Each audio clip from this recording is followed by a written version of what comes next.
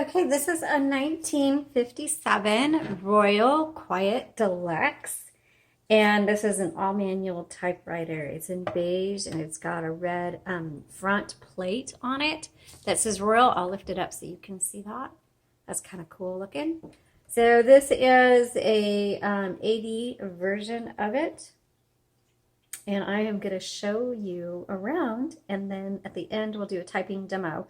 Also, if you want to know kind of how this works and who I recommend it for, just go to the very end of the video and I kind of give an overview or a top line perspective of what I think about this typewriter. Okay, let's go ahead and get started. So this is your carriage, and this one happens to have what is called magic margins. Now I'm going to show you how to use it, but I also have a typewriter tips video that shows you how to use magic margins. This one has a tab button, but you don't see anywhere where to set the tabs. So you just flip this top open, and here you'll see your tabs. And so what you do is you just press and you drag to where you want those tabs to be set. Okay, so that's how you do that. Then you pop this back open or back shut. Right here is your paper holder. And then to set your margins, you move your carriage, and the way you move your carriage is there's a lever right here. It's a little silver tab, and you've got one on the other side as well. And so you move your carriage to where you want it to be. Now let's say, so my carriage is stopping right there. That's where the margin is set. But let's say I want to move my margin out here. I need to clear it. So the way I'm going to do that is I'm going to hold down the red button while pulling in my carriage release, and that releases it. Okay, so I'm just going to do that a couple times. Then but keep the red button down, and once you get to where you want your margin to be, release the button. There you go. So now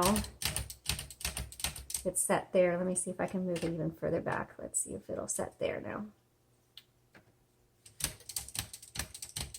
Okay, so now it's set there. We're going to go over here, and the margin is set at 90. Let's move that in. I don't need to hold this down while moving the carriage because I'm not going further out. I'm coming in. So let's go to 70. Hit that. Now that sets the margin. And so it did not set the margin. Come on. There. I guess the ding. There we go. The ding tells you if the margin's been set. So let's go over here. It did set properly here. It's now set here. I want to move it back out, so I'm going to hold the magic margin down while releasing the carriage. Okay, I'm going to do it. I always, no matter what typewriter it is, I do it a few times. And now I'm going to move it to here. Release that button.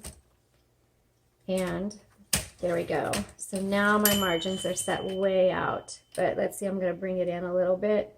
And I'm going to set my margin here, set my margin here, and there we go. That's the margin I want to use today.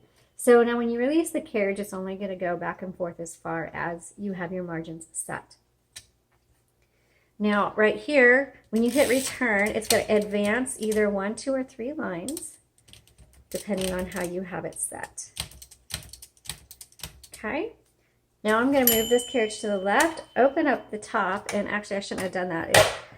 Open it is right here, and that doesn't work very well. So sometimes you just want to pull it, but this can open your top too.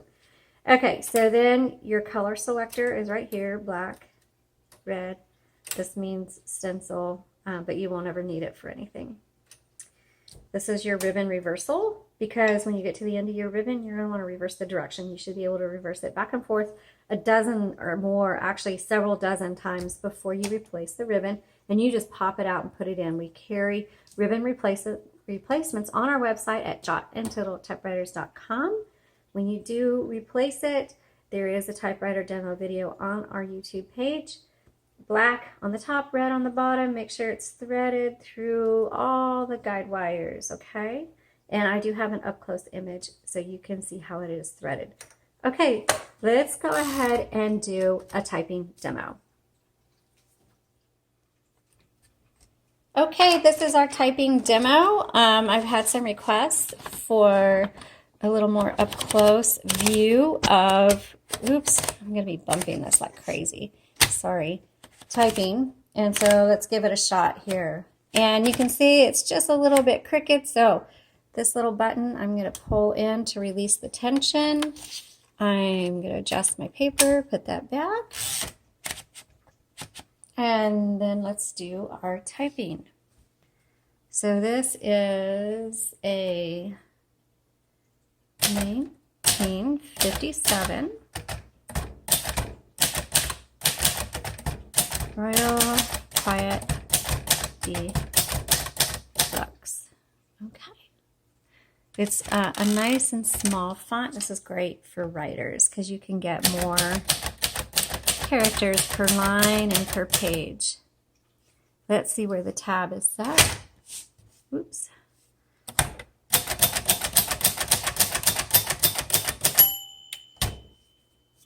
Okay. Sorry, this is going to take me a little bit longer just because this is like so close to the keyboard.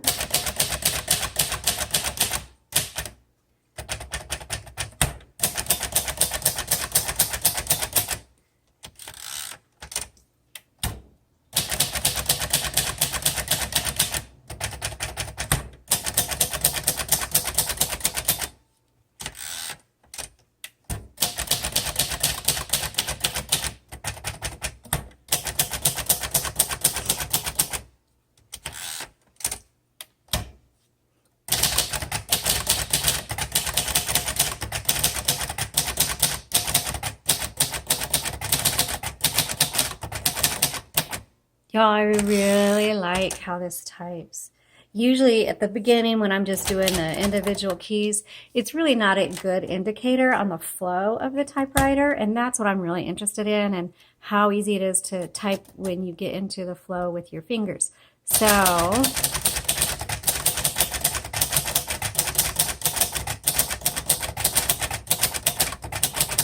this one, I really like this one. It's super easy.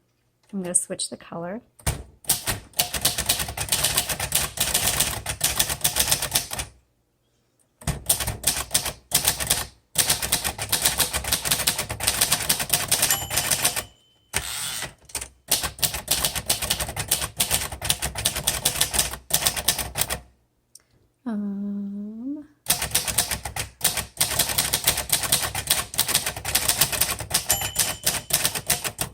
Okay, margin release, period. Wow, this is a fantastic, let me try that again. Fantastic typewriter. Okay, so I would, this is a good, let's check this out, a good writer's typewriter. So this is going to stand up to longer writing projects, but at the same time, it's so easy to type on that those with you who are younger typewriters that have smaller hands, or if you just have smaller hands like I do, the keys were so easy to use that someone who has smaller hands, they're younger, or your fingers aren't just really strong, you're going to really like this typewriter. So writers, small hands, kids, good typewriter. Thanks so much for watching. Y'all have a great day.